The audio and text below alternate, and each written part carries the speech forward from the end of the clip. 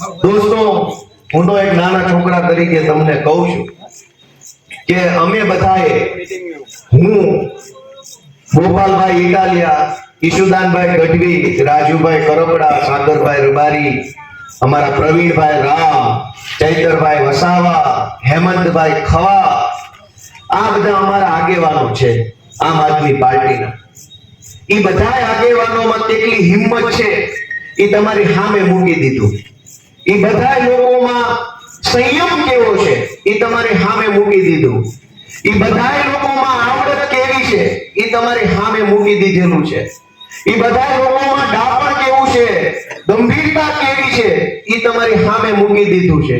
એ બધા લોકોમાં જનતા માટે કામ કરવાની દાનત કેવી છે એ તમારી સામે મૂકી દીધું છે.